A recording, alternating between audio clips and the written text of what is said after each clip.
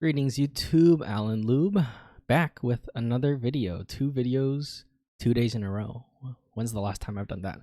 But anyways, so as we all know, Oldhim is going to hit Living Legend after this Road to National season. And I'm not actually sure if LSS plans to do like a surprise update or if they're just going to wait until dusk till dawn. But either way, whatever happens, people are thinking about what the meta is going to look like post Oldhim. And while I don't think that this is necessarily that important, for 2 reasons. One, because dusk till dawn is going to change a lot of the meta, most likely, and two, because there's nothing really major. There's no big, as far as I know, there's no big tournaments happening. Like early into dusk till dawn, like people will have time to marinate with it a bit before like nationals and all that stuff. So this initial tier list probably isn't going to be too important, but I wanted to just share my thoughts on how I think the meta will evolve going from here. So with Oldhim out of the meta, let's talk about Lexi. The Lexi Oldhim matchup is a close one. I'm sure some people will disagree. Some people will say it's Lexi favorite. Some people say it's Oldhim favorite. Well, now it doesn't really matter because Oldhim's gone, or he will be gone. And I don't think it's that hard to believe that Lexi's just going to be the de facto best deck going into the next format. But I think the fact that Oldhim being gone means that Lexi can probably look to cut things like Remembrance, Quiver of Abyssal Depths, because I don't think any current deck in the game can really fatigue Lexi. So her being able to cut like just a few cards and maybe add in like Perch Grapplers or more ice cards for aggro matchups, things like that. I think Lexi still is like has the largest card pool in the game as far as I know at this point. And yeah, we're just gonna see what happens from there. With Lexi being the best deck, I think Azalea also moves up. One of Azalea's bad matchups was Oldhim, and Azalea at first definitely had a favored matchup into Lexi, but as time passed on, it's like a pretty close matchup now. But yeah, just the two Rangers are very good. And let's talk about Azuri and Dromai. So both of these, Azuri arguably quite favored into Ranger, but very unfavored versus Dromai. Dromai has a question mark matchup into the Rangers, I guess.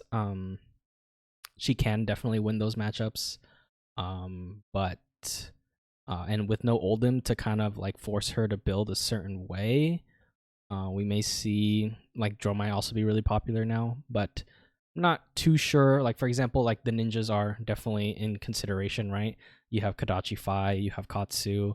Both of these I wouldn't say are necessarily favored into Ranger. Like maybe Kadachi Fi is fine into Lexi with Breaking Point and stuff, but the ninjas obviously beat Dromai. I don't think the ninjas beat Azuri, but they can have an okay time into the Rangers and beat Dromai. But so I will just leave them in A tier for now, I guess. I think Bravo is probably A tier. I mean, I put at the beginning of Outsiders, I put him in B tier, and that's mainly because of Lexi. I instantly thought Lexi was the best deck when Outsiders came out, and the fact that Lexi's cut Perch Grapplers made that matchup winnable. But now that they have like 2 more sideboard slots because they don't have to tech for Oldhim, I think Lexi turns into like quite the unfavored matchup for Bravo. And then Bravo into Dromai, very favored. Bravo into Azalea, pretty favored. And then Bravo into Azuri, I would say is probably like a 50-50. So in terms of like these like top decks that I'm initially thinking of, Bravo I guess has like an overall even-ish spread, like very favored into Dromai, very unfavored into Lexi, like 50-50-ish into Azuri, and then a bit favored into Azalea. I don't particularly think Bravo is great against the ninjas either, but that also depends on how they decide to build their decks in this coming meta. Talking about Dorinthia, I'm gonna put her in the Dusk Till Dawn tier. This is basically the wait until to see what more support they get. Like Bolton's in here too, Levia's in here too. I guess Viserai's in here too. I don't know. Viserai I guess is like A tier now with the Empress Viserai stuff going on. I think Icelander's probably B tier. I don't think any of these matchups are particularly good for her in the S tier, and she's more so good against like AT heroes. Like I guess Briar is also an A tier. I don't actually really know how Briar fares into these matchups because I don't know too much about that, but I would hesitate to say Briar is an A tier or S tier, I should say, because Briar was definitely pretty good into Oldhim, especially because Oldhims were starting to build more in a way to counter Ranger. But now that Oldhim's not part of the equation, I'm not sure if Briar necessarily, has what it takes to beat these Rangers and even Azuri. Dromai, definitely fine. Viserai, same thing. Dromai is definitely fine. Like these 4 decks are like aggro S decks that can all be on Dromai. And Azuri is like a question mark because she's definitely still underexplored. There's a lot of talk and stuff. Like second place at Antwerp was another Azuri list with a similar fatigue S style rather than just Redline. But yeah, I'm not sure how she'll fare into like all of the different types of quote unquote aggro decks. Kano's probably also in B tier.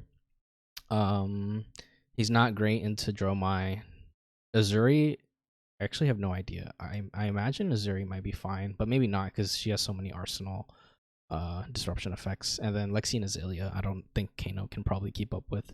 Reinhardt's probably also in B tier. Aggro's making a big comeback, so Reinhardt's not too great. I would say Dash probably goes to B tier.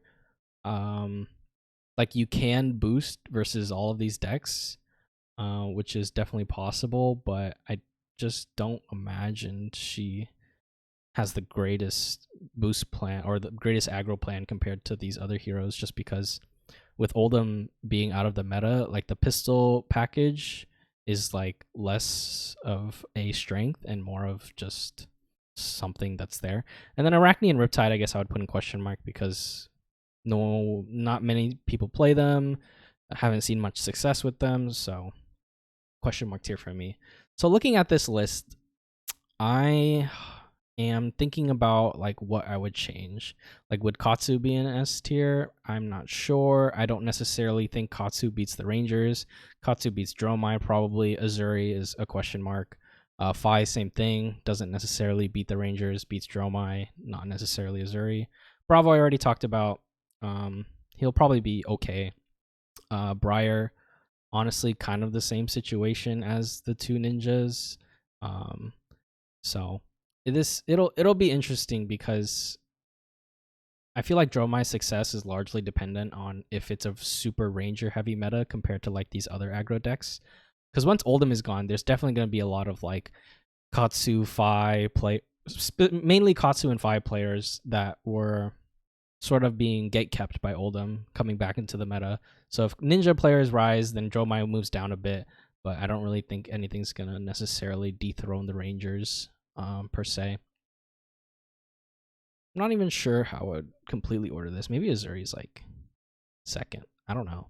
I'm pretty high on Azuri, but I think she's also quite difficult to play and deck build. So if the meta is super open, then it makes Azuri a little worse. But Viserai, yeah, I'd probably just keep him in A tier. This is probably what I would guess the meta would look like. I think the new Prism and Vin set will also shake things up. Like any Runeblade support, it instantly becomes a question of if Briar and Viserai can make use of those cards, or if it's mostly just Shadow support. If Viserai gets support, then I could definitely see him also moving up here because, as we've seen with the the Crown of Dominion, the Royal Viserai builds is that they can race the Rangers, but I don't necessarily know if it's like favored.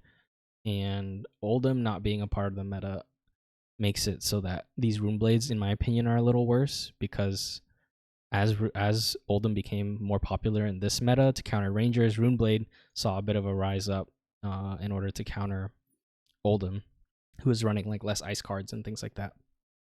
So this is my initial take on the meta. Between Katsu and Fi, I have no idea which one's better. I think Katsu probably has a worse matchup into Azuri because if Azuri runs Amnesia, then Katsu is like just gonna get disrupted every single turn.